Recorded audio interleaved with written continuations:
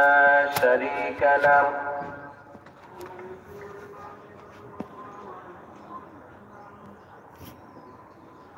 ونشهد أن سيدنا وسندنا وحبيبنا ومولانا محمدا عبده ورسوله الذي أرسله بالحق بشيرا ونذيرا وداعيا إلى الله بإذنه وسراجا منيرا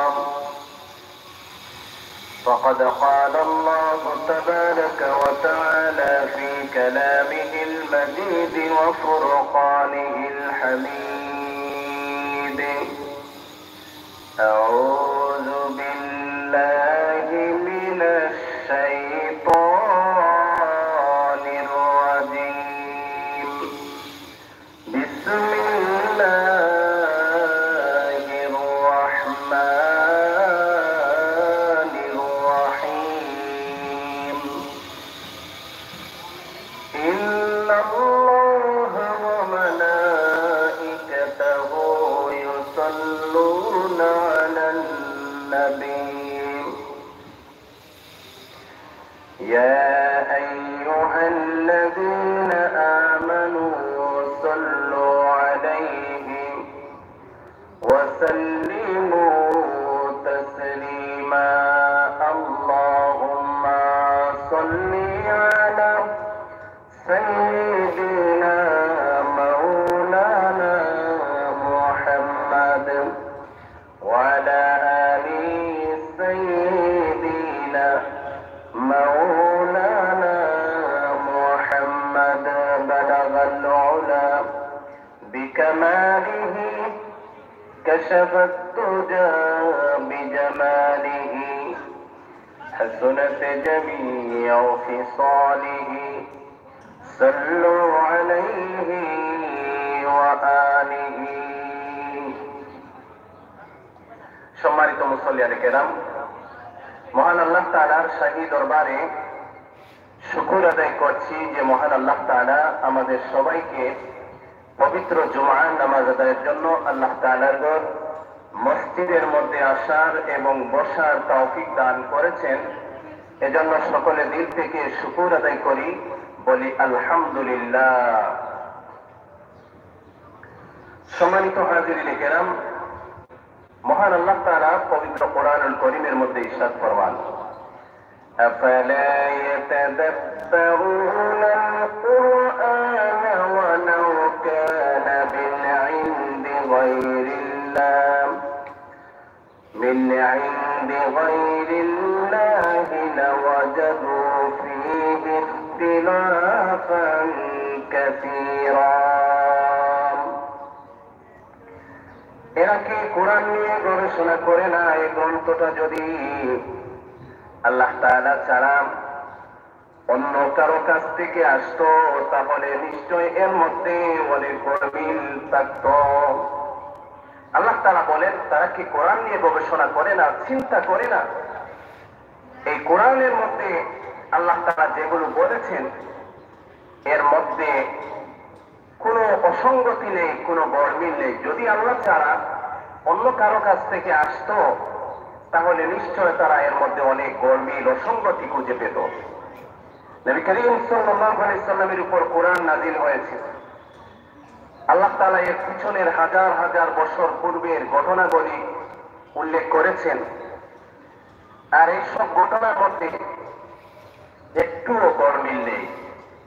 বর্তমান আধুনিক যুগের আধুনিক বিজ্ঞানের রিসার্চ অনুযায়ী কোরআনের মধ্যে আজ থেকে 1400 বছর আগে নবী আলাইহিস সালাম এর মুখ থেকে আল্লাহ পাক কোরআনের যে আয়াতগুলো বাহির করেছেন, যে তথ্যগুলো শেয়ার করেছেন, এর মধ্যে কোনো গরমিল নাই, তথ্যের মধ্যে কোনো অসঙ্গতি নেই।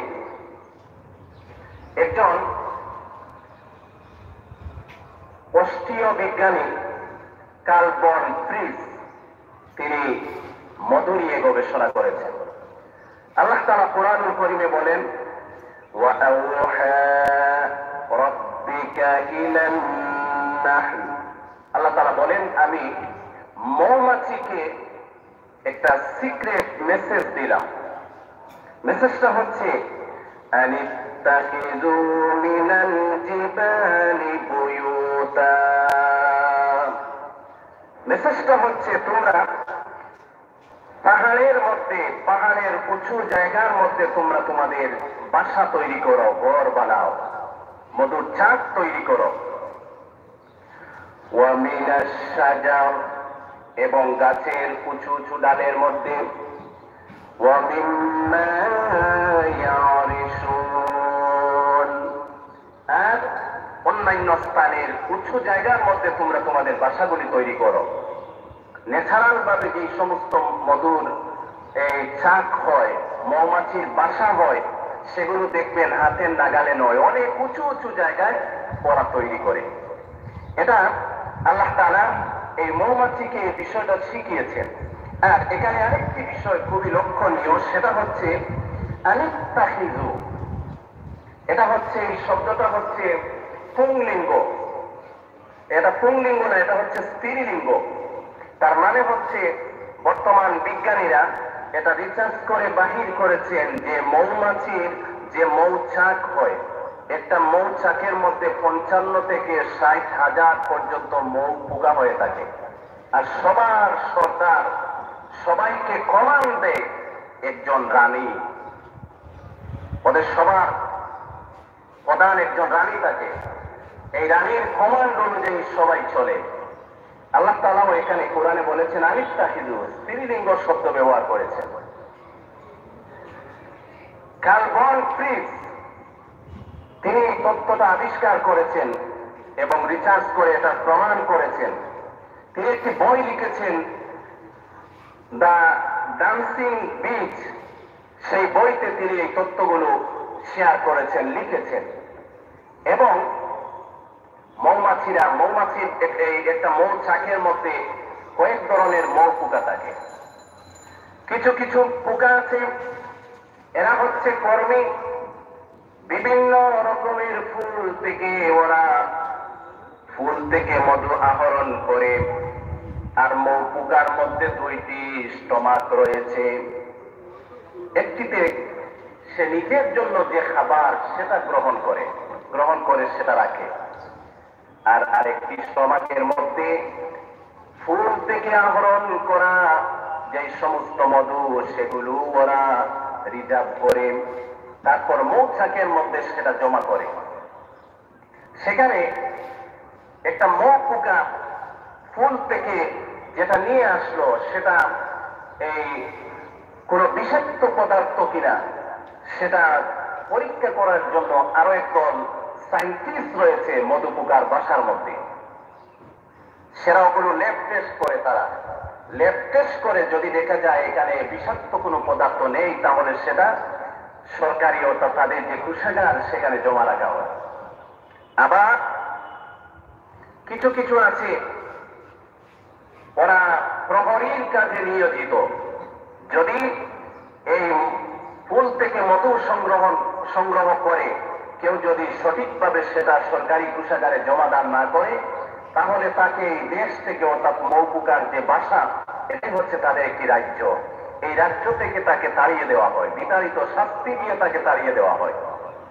আরো একদল আছে প্রহরীর কাজে নিয়োজিত। যদি মধু পোকার বাসায় কোনো পাখি বা কোনো কিছু আক্রমণ করে, সেটাকে প্রতিহত করার জন্য কিছু রক্ষী বাহিনী রয়েছে, পুলিশ রয়েছে। আল্লাহু আকবার, কি সুন্দর ব্যবস্থা আল্লাহ করেছেন। এজন্য আল্লাহ রাব্বুল আলামিন বলেন, মধু হচ্ছে এমন এক জিনিস, ফীহি শিফাউল লিন্নাস। মধুর মধ্যে আল্লাহ রাব্বুল আলামিন মানব জাতির শিফা রেখেছেন। হযরত আব্দুল্লাহ বিন মাসউদ রাদিয়াল্লাহু আনহু বলেন, আল্লাহ রাব্বুল আলামিন 2টি জিনিসের মধ্যে শিফা রেখেছেন। একটি হচ্ছে কোরআনুল কারীম। হাদিস শরীফে এসেছে, নবী আলাইহিস সালাম বলেন, সূরাতুল ফাতিহার আরেক নাম হচ্ছে সূরাতুশ শিফা। সূরাতুল ফাতিহার আরেক নাম কি? সূরাতুশ শিফা। আল্লাহ বলেন ওয়ানুনাজ্জিলু মিনাল কুরআনি মা হুয়া শিফাউন ওয়া রাহমাতুল লিল মুমিনিন। আল্লাহ কোরআনে যা নাযিল করেছেন তা রূহের জন্য শিফা এবং মুমিনদের জন্য রহমত। সুবহানাল্লাহ। আব্দুল্লাহ বিন মাসউদ রাদিয়াল্লাহু আনহু বলেন, দুটি জিনিসের মধ্যে মানব জাতির জন্য শিফা রয়েছে। প্রথমত হচ্ছে কোরআনুল কারীম, আর দ্বিতীয় হচ্ছে মধু। দ্বিতীয় কি? মধু। আচ্ছা, এই মধুর মধ্যে আরেকটি জিনিস, একটা উপাদান রয়েছে যার নাম হচ্ছে প্রপিলিস। যদি কোনো মানুষের কোথাও কেটে যায়, পুড়ে যায় বা কোনো কারণে যদি ইনজুরি হয়, সেই জায়গার মধ্যে যদি মধু লাগিয়ে দেওয়া হয়, খাঁটি মধু, তাহলে সেটা অ্যান্টিসেপটিক হিসাবে কাজ করে। সুবহানাল্লাহ। আবার কার্বন পিস ওনার ডান্সিং পিস বইতে লিখেছেন, মধুর মধ্যে এই রেমেটিক নামে আরেকটি উপাদান রয়েছে। এই উপাদানের কাজ হচ্ছে, যদি কারো বাত ব্যথা থাকে, অনেক বৃদ্ধ মানুষ বিভিন্ন ধরনের বাতে আক্রান্ত হয়, সেই আক্রান্ত স্থানে যদি মধু পোকা দিয়ে ফুল ফোটানো যায়, তাহলে সেই বাতের ব্যথাটা আস্তে আস্তে কমে যাবে। সেই যেই জায়গার মধ্যে বাতের সমস্যা, বাতের ব্যথা, ওই জায়গায় যদি মধু পোকা ফুল ফুটায় বা মধু পোকা দিয়ে কোন রকমে ফুল ফুটানো যায়, তাহলে মধু পোকার মধ্যে এই উপাদানটা রয়েছে যেটার নাম হচ্ছে রেমেটিক। এর প্রভাবে বাতের সমস্যাটা, বাতের ব্যথাটা একটা সময় দূর হয়ে যাবে। সুবহানাল্লাহ।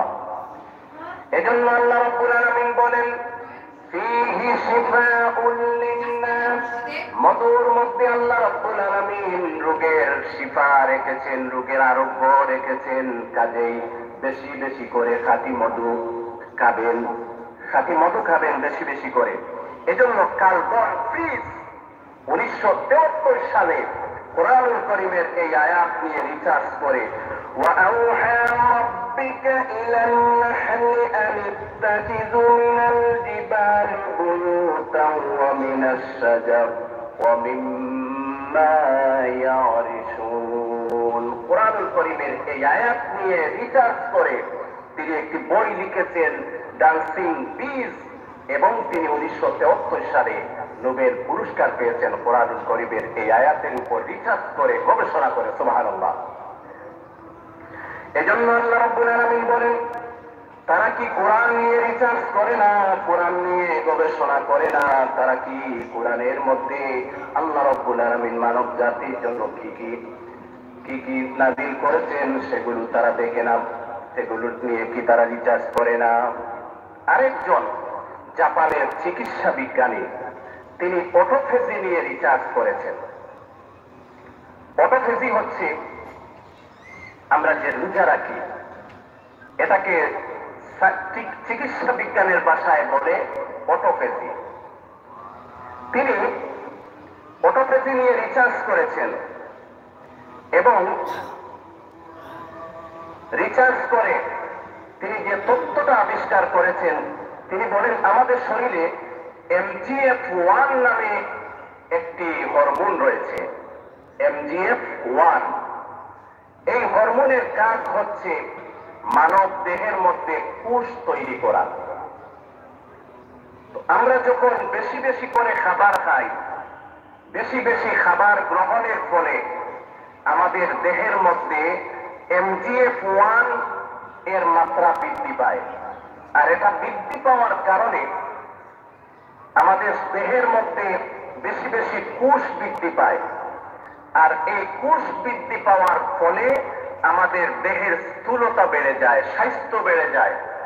তখন বিভিন্ন ধরনের স্বাস্থ্য বেড়ে যাওয়ার কারণে আমাদের দেহের মধ্যে বিভিন্ন ধরনের অসুখ বিসুখের সৃষ্টি হয়।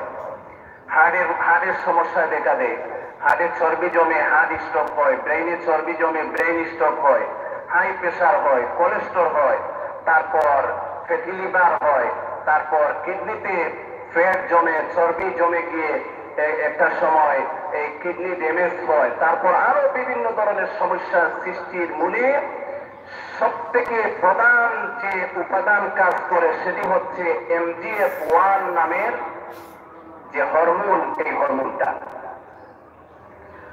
তো জাপানের চিকিৎসা বিজ্ঞানী ইউনসনরি উসুসি ওনার নাম, উনি বলেন কোন মানুষ যদি বৎসরে 25 থেকে 30 দিন অটোফেজি করে, অর্থাৎ রোজা রাখে, ফাস্টিং করে, তাহলে তার দেহের মধ্যে MGF1 এর মাত্রা কমে যায়। তারপর আরো ভালো হয় যদি সপ্তাহে 2-3 দিন, মাসে আরো 2-3 দিন যদি এটা ছাড়াও বছরে একাধারে 25 থেকে 30 দিন যদি কেউ রোজা রাখে, তারপর সপ্তাহে যদি আরো 2-1 দিন, মাসে যদি আরো 2-3 দিন যদি কেউ এইভাবে নিয়মিত রোজা রাখে, তাহলে তার দেহের MGF1 এর মাত্রা কমে গিয়ে তার দেহের খারাপ কোষগুলো আস্তে আস্তে দুর্বল হয়ে যাবে। তখন দুর্বল কোষগুলোকে শক্তিশালী কোষগুলো খেয়ে ফেলবে। তখন তার দেহের মধ্যে যে সমস্যাগুলো, হাড়ের সমস্যা, ব্রেইনের সমস্যা, সবগুলোতে চর্বি জমে গিয়ে যত ধরনের সমস্যা সৃষ্টি হয়েছিল সেটা আস্তে আস্তে আস্তে আস্তে কমতে থাকবে, তার ওজন কমতে থাকবে। তিনি এই বিজ্ঞানী অটোফেজি নিয়ে রিসার্চ করে নোবেল পেয়েছেন 2016 সালে। তিনি নোবেল পুরস্কার পেয়েছেন অটোফেজি নিয়ে রিসার্চ করে। তারপর এই তথ্যগুলো তিনি শেয়ার করেছেন ওনার এক বন্ধুর কাছে। সেই বন্ধু ছিলেন মুসলমান।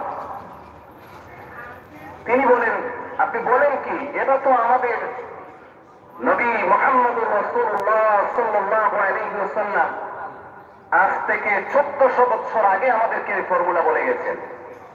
উনি আশ্চর্য হলেন, তাই নাকি? তো উনি কি ফর্মুলা দিয়েছেন আপনাদেরকে? তখন সেই মুসলমান বন্ধু বলে, আমাদের আল্লাহ আমাদেরকে 1 মাসের রোজা আমাদের উপর ফরজ করেছেন। আল্লাহ রাব্বুল আলামিন বলেন, শাহরু রমাদানাল্লাযী উনজিলা ফীহিল কুরআন, রমজান মাসে আমি আল্লাহ কোরআন নাযিল করেছি। আর রোজা সম্পর্কে আল্লাহ বলেন, ইয়া আইয়ুহাল্লাযীনা আমানু, হে ঈমানদারগণ, আমি তোমাদের উপর রোজা ফরজ করেছি যেমনি ভাবে তোমাদের পূর্ববর্তীদের উপর রোজা ফরজ করেছিলাম, যাতে করে তোমরা তাকওয়া অর্জন করতে পারো। তিনি বলেন, আমাদের আল্লাহ আমাদের উপর 1 মাসের রোজা ফরজ করেছে। আমরা বছরে পুরা 1 মাস রোজা রাখি। আর আমাদের নবী মুহাম্মদুর রাসূলুল্লাহ সাল্লাল্লাহু আলাইহি ওয়াসাল্লাম প্রতি মাসের 14, 15, 13, 14, 15 এই 3 দিন তিনি রোজা রাখতেন। সপ্তাহে উনি 2 দিন রোজা রাখতেন, সোমবার এবং বৃহস্পতিবার। নবী আলাইহিস সালামের সুন্নাত কি ছিল? সপ্তাহে 2টি রোজা রাখা, সোমবার এবং বৃহস্পতিবার। আর মাসে 3টা রোজা রাখতেন, চন্দ্র মাসে 13, 14, 15 এই 3টা মাসে 3টা রোজা রাখতেন। আর বৎসরে 1 মাস আল্লাহ আমাদের উপর রোজা ফরজ করেছেন। তারপর ইউনসনরি উসুসি, জাপানি চিকিৎসা বিজ্ঞানী, তিনি এই তথ্য শুনে খুবই আশ্চর্য হলেন এবং তিনি অটোফেজি নিয়ে রিসার্চ করে 2016 সালে তিনি নোবেল পুরস্কার পেয়েছিলেন। আল্লাহ রাব্বুল আলামিন বলেন, তোমরা কি কোরআন নিয়ে গবেষণা করো না, চিন্তা করো না? অত্যন্ত দুঃখের বিষয়, আমরা মুসলমানরা কোরআন নিয়ে গবেষণা করি না, কিন্তু যারা অমুসলিম তারা কোরআন নিয়ে ঠিকই রিসার্চ করে, গবেষণা করে। যেমন জাপানের এই চিকিৎসা বিজ্ঞানী কোরআন নিয়ে রিসার্চ করে তিনি নোবেল পেয়েছেন। কার্ল বন প্রিন্স, তিনি মধু নিয়ে গবেষণা করে নোবেল পেয়েছেন।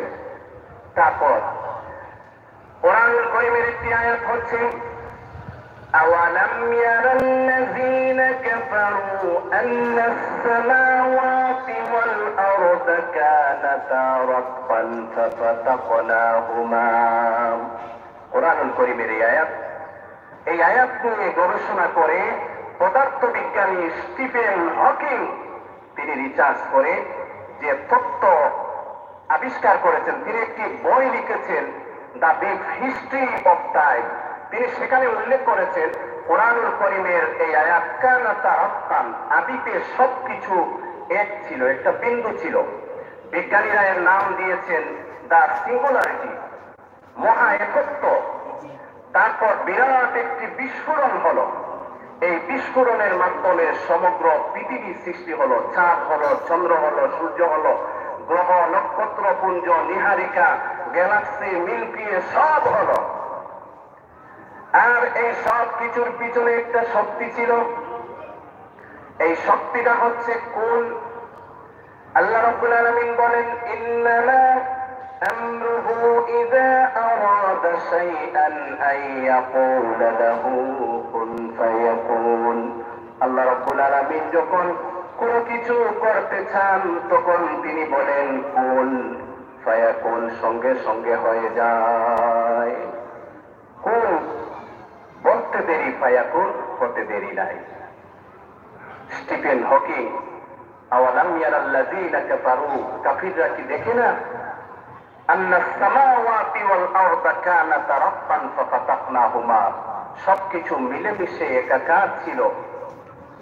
একটা সময় এই পৃথিবীর কোনো অস্তিত্ব ছিল না, সবকিছু একাকার ছিল, তার সিঙ্গুলারিটি।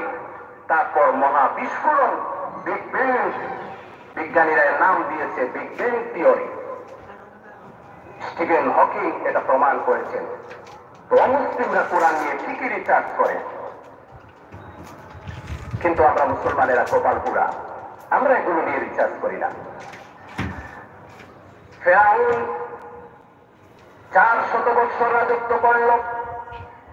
400 বছর রাজত্বকালে তার কোনো অসুখ বিসুখ হয় নাই, একটু সর্দিও হয় নাই। আল্লাহ তাকে এমন ভাবে রাজত্ব দান করেছিলেন। তারপর একটা সময় গিয়ে সে মানুষদের মধ্যে ঘোষণা করলো আমি তোমাদের খোদা। শুধু বাদশা নয়, আমি তোমাদের খোদাও বটে, নাউযুবিল্লাহ। তারপর মূসা আলাইহিস সালামকে আল্লাহ পাঠালেন। মূসা আলাইহিস সালাম ফিরআউনকে দাওয়াত করলেন তুমি এক আল্লাহর দিকে ফিরে আসো, কিন্তু ফিরআউন দাম্ভিকতা দেখালো, অহংকার দেখালো, সে ফিরে আসলো না। তারপর আল্লাহ রাব্বুল আলামিন মূসা আলাইহিস সালামকে বললেন তুমি তোমার সঙ্গীদেরকে নিয়ে লোহিত সাগর পাড়ি দিয়ে তুমি চলে যাও। মূসা আলাইহিস সালাম ওনার সঙ্গীদেরকে নিয়ে যখন সাগরের পাড়ে আসলেন, এদিকে ফিরআউন বাহিনী সংবাদ পেয়ে সে তার দলবল নিয়ে ফিরআউন মূসা আলাইহিস সালামকে দাওয়া করলো।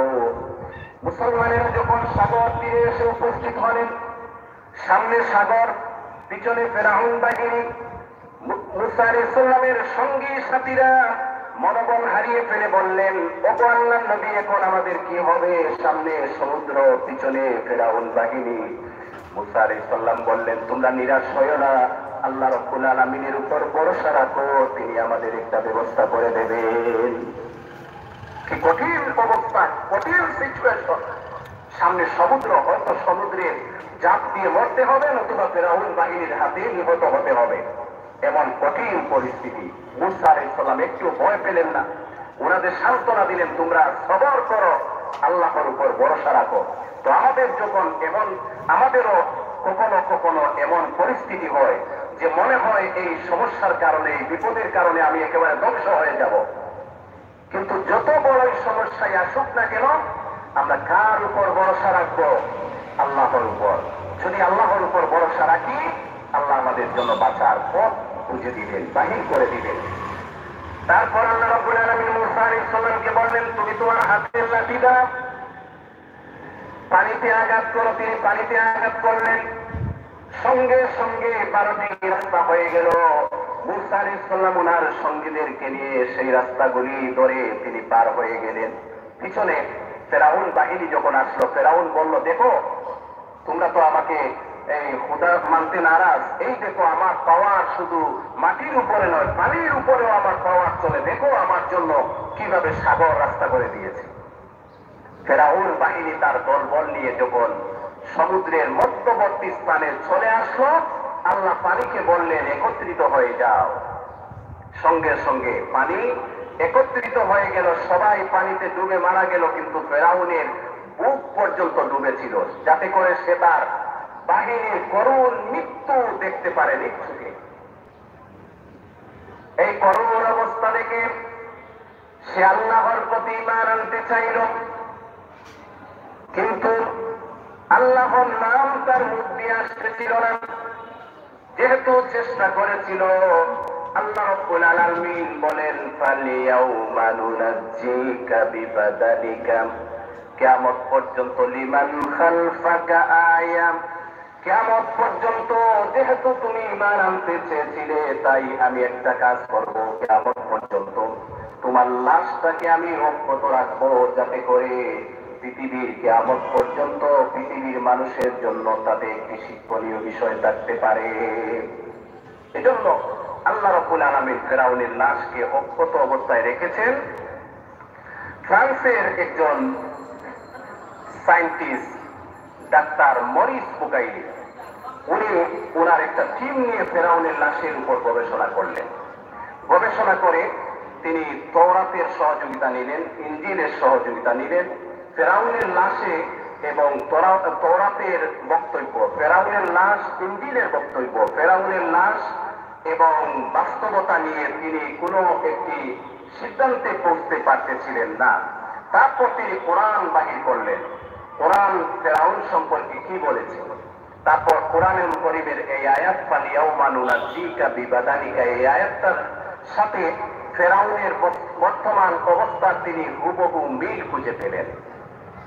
তারপর সেই ডাক্তার মরিস বুকাইল ইসলাম গ্রহণ করলেন। তো এইভাবে অমুসলিমরা কোরআন নিয়ে রিসার্চ করে গবেষণা করে, কার্ল ভন ফ্রিজ তিনি মধু নিয়ে গবেষণা করেছেন, নোবেল পুরস্কার পেয়েছেন। তারপর ইউসুফি উসুসি জাপানি চিকিৎসা বিজ্ঞানী, তিনি অটোফেজি নিয়ে রিসার্চ করেছেন এবং তিনি নোবেল পেয়েছেন। স্টিফেন হকিং তিনি সৃষ্টি তত্ত্ব নিয়ে গবেষণা করেছেন। তারপর ডাক্তার মরিস বুকাইলি ফেরাউনের লাশ নিয়ে গবেষণা করেছেন, কোরআনুল কারীম নিয়ে গবেষণা করেছেন। ওনারা সফল হয়েছেন। কিন্তু আমরা মুসলমানেরা কেউ ওহাবি, কেউ সুন্নি, কেউ লামজহবি, কেউ এই, কেউ সেই, কেউ আকডুম, কেউ বাগডুম, এই সব নিয়ে আমরা পড়ে আছি। কিন্তু কোরআনুল কারীম, এই কোরআনুল কারীম নিয়ে সমগ্র বিশ্বের অমুসলিমরা রিসার্চ করতেছে। কোরআনুল কারীমের উপর উচ্চতর ডিগ্রি তারা পিএইচডি করতেছে, হাদিস নিয়ে তারা পিএইচডি করতেছে। কিন্তু আমরা মুসলমানেরা নিজেদের আভ্যন্তরীণ যত সব বিষয়, এগুলো নিয়ে মারামারি, ঠেলাঠেলি, ধাক্কাধাক্কি, এই সব নিয়ে আমরা পড়ে আছি। আর অমুসলিমরা আমাদের থেকে বহু গুণে এগিয়ে যাচ্ছে। এজন্য আল্লাহ রাব্বুল আলামিন বলেন আফালা ইয়াতাদাব্বারুনাল কুরআনা ওয়ালাউ কানা মিন ইনদি গায়রিল্লাহি লাওয়াজাদু ফীহি ইখতিলাফান কাসীরা। এরা কি কোরআন নিয়ে চিন্তা করে না, গবেষণা করে না? আর এটা কি দেখে না, যদি আমি আল্লাহ পাকের পক্ষ থেকে কোরআন নাজিল না হতো, তাহলে কোরআনের মধ্যে বহু অসঙ্গতি তারা খুঁজে পেত। যেহেতু আমি আল্লাহ তাআলা কোরআনটা নাজিল করেছি, কাজেই কোরআনের মধ্যে কোনো অমিল নেই, কোনো অসঙ্গতি নেই, কোনো ভুল নেই, কোনো সন্দেহ নেই। তারপর আল্লাহ রাব্বুল আলামিন বলেন وَإِذَا جَاءَهُمْ أَمْرٌ مِّنَ الْأَمْنِ أَوِ الْخَوْفِ أَذَاعُوا بِهِ وَلَوْ رَدُّوا إِلَى الرَّسُولِ وَإِلَى أُولِي الْأَمْرِ مِنْهُمْ لَعَلِمَهُ الَّذِينَ يَسْتَنبِطُونَهُ مِنْهُمْ وَلَوْلَا فَضْلُ اللَّهِ عَلَيْكُمْ وَرَحْمَتُهُ لَاتَّبَعْتُمُ الشَّيْطَانَ إِلَّا قَلِيلًا।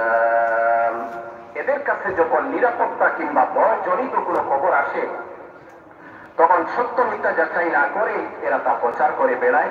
তারা যদি এই বিষয়টা আল্লাহ ও তার রাসূল এবং তাদের দায়িত্বপ্রাপ্ত ব্যক্তিদের জানিয়ে দিত, তাহলে এমন সব লোকেরা তা জানতে পারত, যারা তাদের মধ্যে থেকে সেই কবরের যথার্থ যাচাই করতে পারত।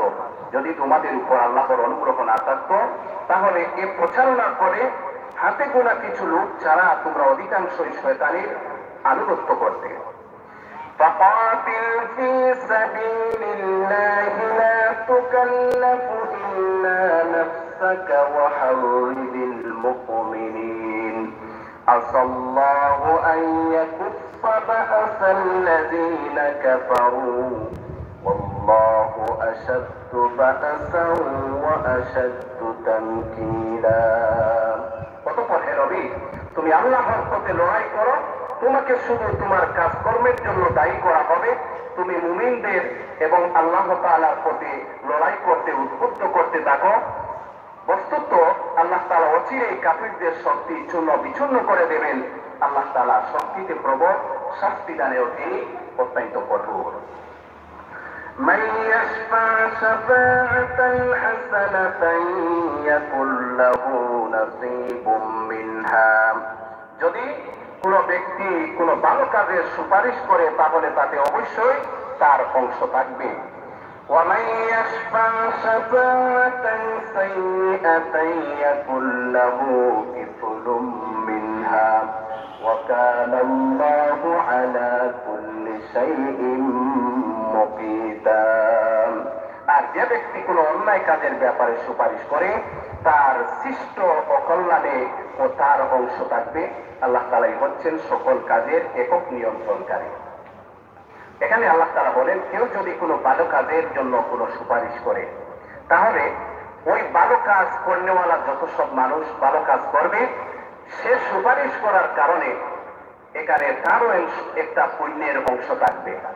যেমন অনেক ধরনের পৃথিবীতে ভালো কাজ আছে। যেমন কেউ মসজিদ নির্মাণ করতেছে, এই মসজিদ নির্মাণ করার জন্য এই একজন টাকা দিচ্ছে, আরেকজন জমি দিচ্ছে, আরেকজন অর্থ দিচ্ছে। এইভাবে আপনি কি করলেন? আপনি শুধুমাত্র মনে করেন এই জমিদাতা একজন লোক টাকা আছে, সে একটা মসজিদ তৈরি করে দিচ্ছে, কিন্তু কোথায় কোন এলাকায় মসজিদ লাগবে সেটা সে জানে না। আরেকজন ওই জায়গাটা খুঁজে বাহির করে দিল। তখন হবে কি, যিনি মসজিদে টাকা দিলেন বা যিনি জমি দিলেন, ওই লোকটা শুধুমাত্র যিনি মসজিদ তৈরি করে দিবেন আর যাদের মসজিদ লাগবে ওনাদের মধ্যবর্তী যে একটা তাদের মধ্যে যোগসূত্র করে দিলেন, যাতে করে উনি ওই এলাকায় আসতে পারেন, দেখতে পারেন ওনাদের বাস্তবে একটা মসজিদের প্রয়োজন। তারপর উনি আসলেন, দেখলেন, খবর নিলেন, খোঁজ নিলেন, তারপর মসজিদ তৈরি হয়ে গেল। কিন্তু মধ্যখানে একজন লোক শুধুমাত্র উভয় পক্ষকে মিলিয়ে দেওয়ার কারণে একটা মসজিদ তৈরি হল। তখন মসজিদ দাতা যিনি, উনি পরিপূর্ণ মসজিদ দানের সওয়াব পাবেন এবং যিনি মধ্যস্থতা করেছেন উনিও পুরো একটি সওয়াবের অংশ পেয়ে যাবেন।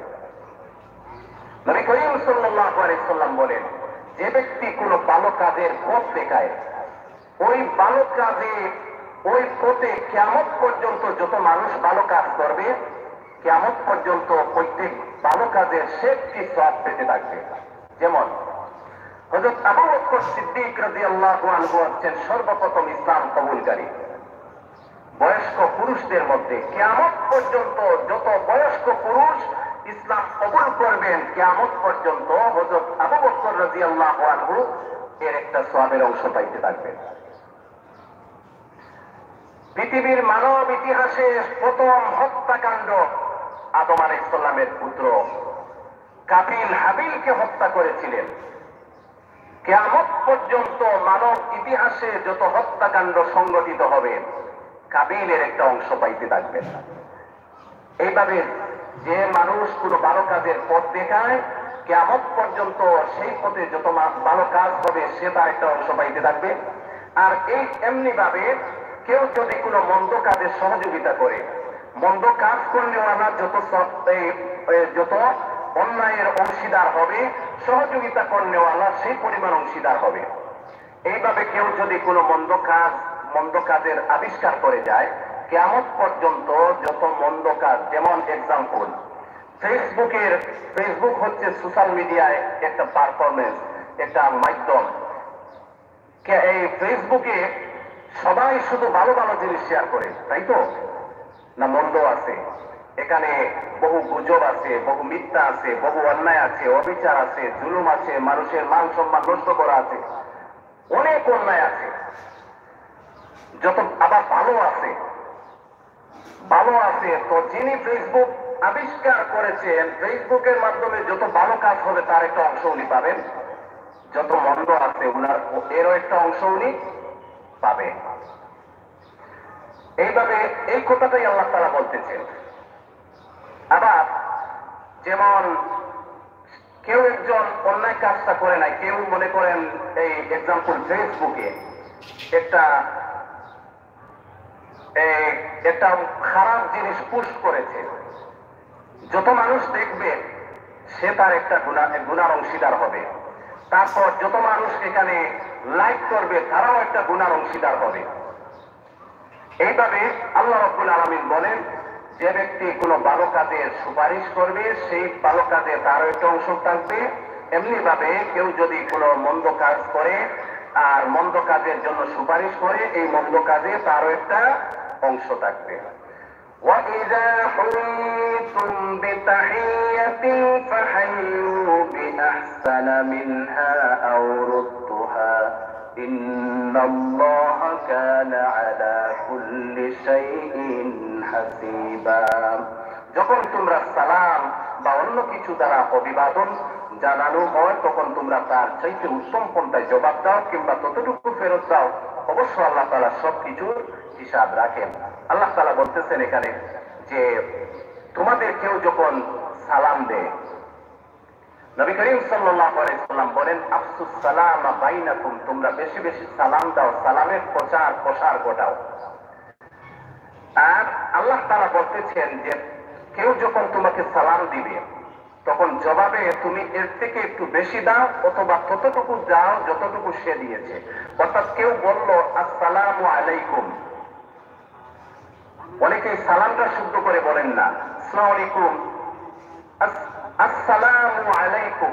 সবাই বলুন, সালাম শুদ্ধ সালামটা হচ্ছে আসসালামু আলাইকুম।